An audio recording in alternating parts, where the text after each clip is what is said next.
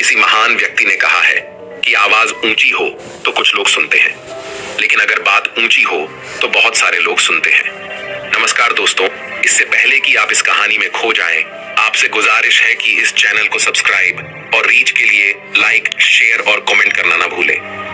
दोस्तों, जब हम ये सोचते हैं कि जो हुआ वो अच्छा नहीं हुआ, ऐसा नहीं होना चाहिए था, यदि मैं कोई तरकीब या कोई उपाय अपना लेता तो ऐसा नहीं होता, यदि मैंने किसी से सलाह ही ले ली होती या फिर खुद की सूझबूझ का इस्तेमाल किया होता तो आज मुझे ये परेशानियां नहीं उठानी होती, मैं आज इस तरह से तकलीफों में नहीं रहता। इस प्रकार हम खुद को कोसने लगते हैं, खुद को दुखी करने लगते हैं।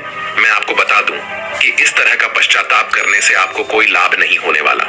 आप चाहे कितने भी हाथ पैर मार लें, चाहे आप लाखों कोशिशें कर लें, लेकिन आप अपने अतीत को बदल नहीं सकते, क्योंकि इस तरह के विचार केवल चिंता पैदा करते हैं। लेकिन यही चिंता अर्थात यही पश्चाताप हमारे लिए बहुत लाभदायक भी साबित हो सकता है। अब आप में से कई लोग ये सोच रहे होंगे कि भला जो बीत गया, यदि हम उस पर सोच विचार कर रहे हैं तो ये हमारे लिए कैसे लाभदायक हो सकता है। हम तो पहले ही मुसीबत में हैं, हम तो पहले से ही तकलीफ में हैं, तो ऐसे में ये हमारे लिए कैसे फायदेमंद हो सकता है। दोस्तों, अगर आप उन गलतियों से सीख कर खुद को बदलने का प्रयास करें तो आप अपना आने वाला भविष्य खुद ही बदल सकते हैं, उसे संभाल सकते हैं। अगर अतीत की गलतियों से सीख लेकर खुद को बदलने का प्रयास किया जाए तो सही मायने में वही पश्चाताप कम होता है। आज की जो बौद्ध कहानी मैं आपको सुनाने जा रहा हूं, इस कहानी के माध्यम से मैं आपको कुछ ऐसे तरीके बताने वाला हूं जिन तरीकों को अपनाकर आप अपने जीवन में इस प्रकार के पश्चाताप से बच सकते हैं। आप अपनी अतीत की गलतियों को भुलाकर अपने आप को एक नया इंसान बन सकते हैं। जो लोग खुद पर संदेह करते हैं, जो अपने ही विचारों में उलझे रहते हैं, जिन्हें उनकी अतीत की गलतियां परेशान करती रहती हैं, उनके लिए ये एक वरदान साबित हो सकता है। एक समय की बात है, एक नगर में एक युवक रहता था जो अपने कर्मों से बहुत परेशान था। उसने 30 साल बहुत मेहनत की, लेकिन उसके बाद भी उसे अपने कर्मों का फल नहीं मिला, जिस कारण वह अंदर से बहुत निराश हो चुका था। वह अंदर से पूरी तरह से टूट चुका था, जिस कारण उसने संन्यास ग्रहण कर लिया। उसने सोचा कि मैं अपने संसारी जीवन में तो कुछ न कर सका, लेकिन मैं अपने सन्यासी जीवन में अवश्य कुछ न कुछ प्राप्त करके ही रहूंगा। मैं सत्य की खोज किसी भी कीमत पर करके ही रहूंगा। देखते ही देखते करीब 5 वर्ष बीत गए, लेकिन अब तक उसका अपने मन पर कोई नियंत्रण नहीं था। जब भी वह भिक्षा मांगने किसी नगर में जाता और वहां पर यदि उसकी नजर किसी सुंदर स्त्री पर जाती तो उसके मन में कामुक विचार उठने लगते थे। और जब भी वह शांत होता और अकेले कहीं पर बैठता तो उसे खुद पर क्रोध आता, उसे खुद पर पश्चाताप होता, और तब वह यह सोचता कि आखिर मैं सन्यासी क्यों बन गया। जब मैं अपने मन पर नियंत्रण ही नहीं पा सकता तो मेरे इस सन्यासी जीवन का क्या फायदा। इससे तो अच्छा होता कि मैं किसी अच्छी और सुंदर स्त्री से विवाह कर लेता, पैसे कमाता और अपना घर परिवार संभालता। हो सकता था कि मेरे अपने बच्चे भी होते, लेकिन मैं भी कितना बेवकूफ हूँ। मैंने अपने सारे सुख त्याग दिए और ना जाने क्यों मैं इन जंगलों में आ गया, ना जाने क्यों मैंने संन्यास ग्रहण कर लिया। इसी प्रकार के कई सारे विचार उसके मन में उठने लगे थे और इन्हीं विचारों के कारण उसके मन में नकारात्मकता पैदा होने लगी थी, जिस कारण वह छोटी छोटी बातों पर क्रोधित हो जाता। वह अपने आप को कोसने लगता। जब भी वह किसी सफल सन्यासी को देखता तो उसके मन में जलन पैदा होने लगती और वह उन्हें नीचा दिखाने के लिए हर मुमकिन प्रयास भी करता। इसी प्रकार के कई तरह तरह के विचार उसे परेशान करने लगे थे और अब वह और भी ज्यादा चिंतित रहने लगा था। उसने खाना पीना पूरी तरह से त्याग दिया था। एक दिन रात्रि के वक्त वह आश्रम के बाहर बैठकर रो रहा था और रोते रोते उसने यह तय किया कि वह अपना जीवन समाप्त कर देगा। यह सोचकर वह आश्रम से निकल गया और एक पर्वत की चोट पर चला गया। रोते रोते वह यह सोच रहा था कि मैं चाहकर भी अब अपनी पुरानी जिंदगी में वापस नहीं लौट सकता, क्योंकि मैंने सबके सामने संन्यास ग्रहण किया है। और एक बार संन्यास ग्रहण करने के बाद इंसान का घर परिवार सब कुछ छूट जाता है। ऐसा सोचता हुआ वह उस पर्वत से नीचे की ओर देख रहा था। उसकी आंखों से आंसू बह रहे थे, लेकिन अब भी उसके मन में तरह तरह के विचार उत्पन्न हो रहे थे। वह अब भी यही सोच रहा था कि यदि मैंने अपने जीवन में सही निर्णय लिए होते तो आज मुझे यह दिन ना देखना होता। रोते हुए अपने कदम आगे बढ़ाने ही वाला था कि तभी उसे एक आवाज सुनाई दी। कोई उसे चिल्लाकर यह कह रहा था, भंते रुक जाओ, जहां छोड़ कर जा रहे हो वापस वहीं से शुरुआत करनी होगी, इसलिए एक बार फिर सोच लो। यह आवाज सुनकर वह सन्यासी रुक गया। उसने पीछे घूमकर यहाँ वहां देखा, लेकिन उसे वहां पर कोई भी दिखाई नहीं दिया। तभी उसने जोर से चिल्लाकर कहा, कौन हो तुम? तभी उसकी नजर एक बूढ़े बौद्ध भिक्षु पर गई और उन्हें देखकर वह सन्यासी और भी क्रोधित हो उठा और कहने लगा, कौन हो तुम और मुझे क्यों रोकना चाहते हो? तभी वह बूढ़ा बौद्ध भिक्षु उस सन्यासी से कहता है, भंते, मैं तो बस इतना ही कह रहा हूं कि तुम जहां छोड़कर जा रहे हो तुम्हें वापस वहीं से शुरुआत करनी होगी, इसलिए निर्णय लेने से पहले एक बार फिर सोच लो, कहीं तुम फिर से गलत निर्णय तो नहीं ले रहे।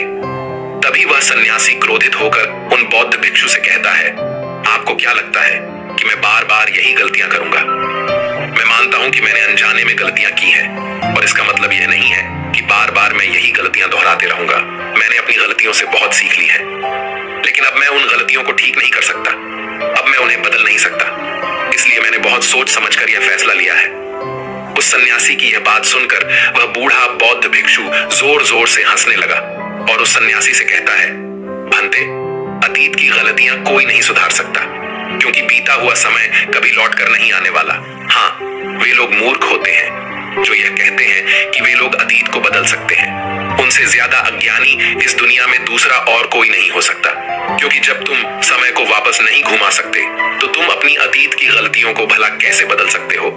लेकिन जो लोग समझदार हैं, जो लोग ज्ञानी हैं, वे लोग यह बात बहुत अच्छी तरह से जानते हैं कि जीवन में गलतियां करना कितना जरूरी होता है। गलतियों के कारण ही तो हम सीख पाते हैं, अपनी गलतियों से समझ पाते हैं और अपने भविष्य को बेहतर बना पाते हैं। आगे वह बूढ़ा बौद्ध भिक्षु उस सन्यासी से कहता है, भंते, जब तक तुम्हें खुद की कमियों का ही पता नहीं होगा तब तक तुम अपने आप को बेहतर कैसे बना सकते हो? और हमारी कमियां तो सिर्फ हमारी गलतियों से ही पता चलती हैं। आगे वह बूढ़ा भिक्षु उस सन्यासी से कहता है, हर माता पिता अपने बच्चों को बहुत ही प्यार दुलार से पालते हैं। वे उन पर कभी कोई आंच नहीं आने देना चाहते। वे यह नहीं चाहते कि उनका बच्चा कभी कोई गलतियां करे और उसे कोई तकलीफ हो। लेकिन वह यह भूल जाते हैं कि जीवन एक युद्ध का मैदान है, जहां हम खुद अपनी गलतियों से सीखते हैं और एक योद्धा बनते हैं। और जो यह सोचता है कि वह अपने जीवन में कभी कोई गलती ही नहीं करेगा, तो इसका अर्थ यह हुआ कि वह कभी भी जीवन के इस रण क्षेत्र में हिस्सा ही नहीं लेना चाहता। और जो कोई भी इस युद्ध में हिस्सा नहीं लेता, वह अपने जीवन में कभी कुछ नया नहीं कर पाता, ना ही वह अपने जीवन में कुछ सीख पाता है। वह तो केवल वही करता है जो उसे सिखाया गया है। और जो व्यक्ति इस युद्ध भूमि में हिस्सा लेता है, वह यह अच्छी तरह से जानता है कि उसे कई बार गिरना होगा, कई बार संभलना होगा, लेकिन उसे रुकना नहीं है, बल्कि उसे चलते रहना है, क्योंकि जीवन चलते रहने का नाम है। इस पर वह सन्यासी और भी क्रोधित हो उठता है और बौद्ध भिक्षु से कहता है, आखिर तुम कहना क्या चाहते हो? तुम इस तरह से मेरा समय व्यर्थ कर रहे हो। जो भी कहना है जल्दी कहो, अन्यथा अच्छा नहीं होगा।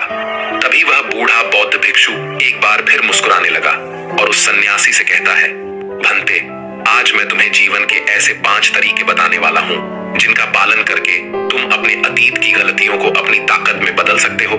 आगे वह बौद्ध भिक्षु उस सन्यासी से पूछते हैं, भंते, क्या तुम जानना चाहोगे कि वह 5 तरीके कौन से हैं? यदि तुम जानना चाहते हो तो इसके लिए तुम्हें भी मुझे एक वचन देना होगा। तभी वह सन्यासी कहता है, कैसा वचन? वह बूढ़ा बौद्ध भिक्षु बहुत ही प्रेम से उस सन्यासी से कहता है, बस इतना ही कि तुम अपने मन से आत्महत्या का ख्याल निकाल दोगे। सिर्फ तभी मैं तुम्हें यह 5 बातें बताऊंगा, अन्यथा तुम अपने फैसले पर अटल रह सकते हो। लेकिन याद रखना कि जो गलतियां तुमने पहले दोहराई हैं, हो सकता है कि इस बार भी तुम वही गलती कर रहे हो। इतना कहकर वह बूढ़ा बौद्ध भिक्षु शांत हो गया और वह सन्यासी कुछ देर के लिए सोच विचार में पड़ गया। वह यह नहीं समझ रहा था कि वह क्या करे। यदि वह आत्महत्या करता है तो उसे वह 5 बातें नहीं पता चल पाएंगी, और यदि वह 5 बातें जानने के लिए जाता है तो उसे आत्महत्या का ख्याल मन से निकालना होगा। वह सन्यासी असमंजस में था, लेकिन काफी देर सोच विचार करने के बाद आखिरकार उसने उस बूढ़े बौद्ध भिक्षु की बात मान ली और वह उन बूढ़े बौद्ध भिक्षु के पास पहुंचा और कहने लगा, कहिए, आप क्या कहना चाहते हैं? तभी वह बूढ़ा बौद्ध भिक्षु उस सन्यासी से पहली बात बताते हुए कहता है, भंते, सबसे पहले तो तुम यह जान लो कि अतीत में जो भी तुमसे गलतियां हुई है वह किसकी कारण हुई है, उसके पीछे का क्या कारण था। तुम्हें सबसे पहले उन कारणों को पहचानना होगा। वह कारण या तो कोई मजबूरी हो सकते हैं या कोई इंसान हो सकता है जिसके कारण तुमने वह सारी गलतियां की, या फिर हो सकता है कि तुमने वह गलतियां केवल अपने स्वार्थ के लिए की हो। तुम्हें उन कारणों को पहचानना होगा। यदि तुम्हें किसी से धोखा मिला था तो क्यों मिला था? क्या तुमने कभी इसके ऊपर विचार किया है? क्योंकि शायद तुमने उस पर हद से ज्यादा विश्वास किया होगा। एक बार यदि तुमने उस कारण को समझ लिया और उसे जान लिया तो तुम यह समझ पाओगे कि तुमने कहां कमी रह गई, तुमने कहां पर गलती की। और एक बार यदि तुम अपनी गलती को समझ जाओगे तो तुम उसे सुधार भी सकते हो, ताकि वैसी गलती भविष्य में तुमसे दोबारा न घटे। आगे वह बूढ़ा बौद्ध भिक्षु उस सन्यासी से कहता है, गलतियां हमें दुख नहीं देती। दुख हमें तब होता है जब हम अपनी गलतियों को बार बार दोहराते हैं, जब हमें इस बात का एहसास होता है कि शायद हम अपनी गलती को अब सुधार नहीं सकते, और शायद हमारे भीतर अब उतना आत्मबल नहीं बचा कि हम उन गलतियों से सीखकर उन्हें सुधार सकें। जब हमें खुद पर संदेह होने लगता है, खुद पर संशय होने लगता है, तब हमें दुख होता है। किंतु एक बार, केवल एक बार यदि तुम यह समझ जाओ कि गलती करके जब हम उससे सीख लेते हैं और उस गलती को सुधारने का हर मुमकिन प्रयास करते हैं, तो हमारे भीतर एक विश्वास जाग उठता है और फिर हमें कभी कोई दुख नहीं परेशान करता। इसलिए हमें किसी भी गलती के पीछे का कारण जानना बहुत आवश्यक होता है, और इसके लिए तुम चाहो तो खाली बैठकर चिंतन कर सकते हो। ये इतना मुश्किल भी नहीं है। एक बार अगर उस गलती के पीछे की वजह तुम्हें समझ में आ जाए, तब दूसरा तरीका काम आता है। जब हम गलती के पीछे की वजह को जान जाते हैं, उसे समझ जाते हैं, तो उसके बाद हमें खुद से एक सवाल करना चाहिए, और वह सवाल यह है कि गलती करने से पहले हम कैसे इंसान थे, और यह गलती करने के बाद हमारे अंदर क्या परिवर्तन हुआ है। क्या हमने अपनी गलती से कोई सीख ली है या नहीं, और यदि सीख ली तो फिर हमने अपने बारे में क्या क्या जाना। आगे वह बूढ़ा बौद्ध भिक्षु उस सन्यासी से कहता है, भंते, यदि तुम इस प्रकार खुद से सवाल करोगे तो तुम पाओगे कि तुम्हारे जीवन में कुछ नए अनुभव जुड़ गए हैं, और यह अनुभव तुम्हें आगे ले जाएंगे, क्योंकि यह जीवन में आगे बढ़ने के लिए तुम्हारी बहुत मदद करेंगे। तुमने देखा होगा कि जब किसी को जीवन में धोखा मिलता है तो अधिकांश लोग केवल यह सोचते हैं कि आखिर इसमें हमारी क्या गलती थी, लेकिन वह इस वास्तविकता को नहीं देख पाते कि आज तुम्हें धोखा मिला है तो क्यों मिला है। क्योंकि आप एक संवेदनशील इंसान हैं, और जब आप ज्यादा संवेदनशील हो जाते हैं तो ऐसी स्थिति में आपकी संवेदनशीलता ही आपके धोखे का कारण बनती है, और यही आपकी गलती है। और जब आपको अपनी गलती के बारे में पता चल गया तो आपने यह भी सीख लिया कि आपकी गलती थी।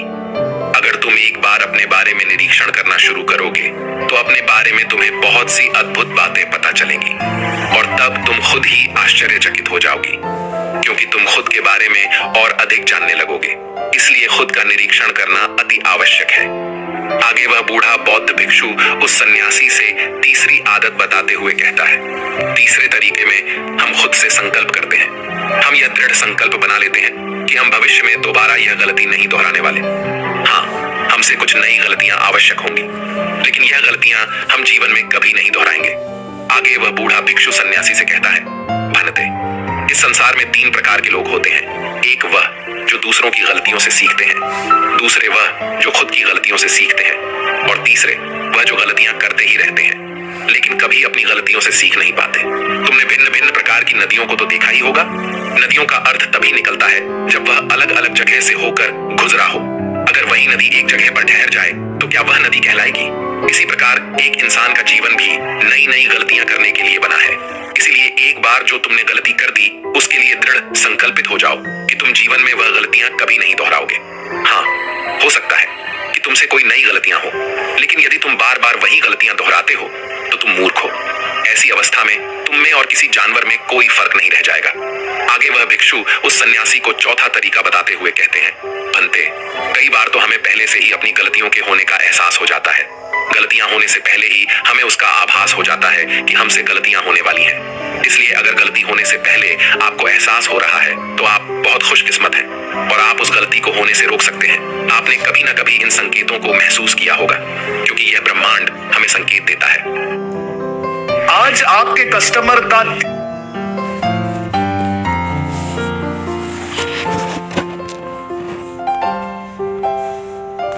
लेकिन फिर भी हम में से अधिकांश लोग इन बातों को नजरअंदाज कर देते हैं, जिसका परिणाम हमें बाद में भविष्य में भोगना होता है।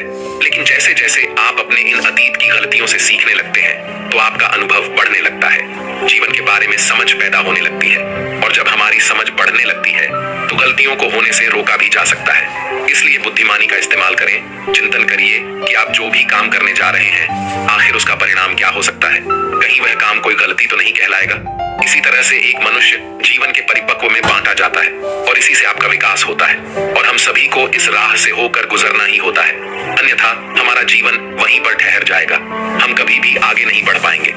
यदि आप अपने जीवन में आगे बढ़ना चाहते हैं, किसी लक्ष्य को प्राप्त करना चाहते हैं, तो आपको इस कार्य प्रणाली को अपनाना ही होगा, इसे समझना ही होगा। आगे वह बूढ़ा बौद्ध भिक्षु उस सन्यासी को आखिरी आदत बताते हुए कहते हैं, भंते, आखिरी और सबसे महत्वपूर्ण सीख है, अगर तुम अपने अनुभव से एक इंसान बन चुके हो तो अब तुम दूसरों के लिए मार्गदर्शन का काम कर सकते हो। तुम दूसरों की राह में दीपक बनकर उन्हें रोशनी दिखा सकते हो, उन्हें उनकी राह पर आगे बढ़ा सकते हो, क्योंकि हम वैसे ही बन जाते हैं जैसा कि हम सोचते हैं। और जब आप खुद को बेहतर बनाने का प्रयास करेंगे तो आप देखते ही देखते बेहतर बनते चले जाएंगे, और यह प्रकृति भी आपका साथ देगी, आपकी सहायता करेगी। ब्रह्मांड आपको खुद ब खुद रास्ता दिखाएगा, और आप तब मानव जाति का कल्याण करने के कार्य में लग जाते हैं। तब वह शास्त्रों में सबसे सर्वश्रेष्ठ कार्य माना जाता है। इससे श्रेष्ठ कार्य तो और कोई हो ही नहीं सकता। जो व्यक्ति समस्त जीव जंतुओं और मानव जाति के कल्याण के बारे में सोचता है, ऐसे लोग परमात्मा के हो जाते हैं। ऐसे व्यक्तियों के मन में प्रेम, करुणा, दया जैसे अनेक भाव उत्पन्न होने लगते हैं, और परमात्मा करुणा और प्रेम का ही दूसरा नाम है। इतना कहकर वह बूढ़ा बौद्ध भिक्षु शांत हो गए, और उस सन्यासी को भी अपनी गलती का एहसास हो गया। अब उसकी आंखों में खुशी की आंसू थे। वह उन बौद्ध भिक्षु के चरणों में जा गिरा और उन बूढ़े बौद्ध भिक्षु से कहता है, हे गुरुवर, ऐसा निर्मल और जीवन का सार्थक ज्ञान पाकर मैं धन्य हो गया। आपने जो कुछ भी मुझसे कहा है उसे मैं अपने जीवन में जरूर अपनाऊंगा, और मैं भी अपने जीवन को सार्थक बनाकर दिखाऊंगा। इतना कहकर उसने उन बौद्ध भिक्षु को प्रणाम किया और वापस अपने आश्रम लौट गया। दोस्तों, उम्मीद है कि ये कहानी आपको अच्छी लगी होगी। नमो बुद्धाय।